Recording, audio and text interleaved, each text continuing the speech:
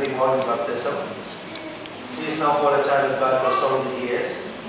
In confirmation, he will receive the fullness of God's Spirit. In Holy Communion, he will share the bounty of Christ's sacrifice, holding God his Father in the midst of the church.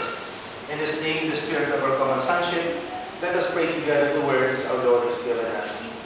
Our Father in heaven, hallowed be your name, your kingdom come, your will be done on earth. Give us this day our daily bread, and forgive us our sins, as we forgive those who sin against us. and lead us not into temptation. May God, the source of life and love, fills the hearts of mothers with love for their children. Bless the mother of this newly baptized child. As she thanks God for a safe delivery, may she find joy in the love, growth, and holiness of her child.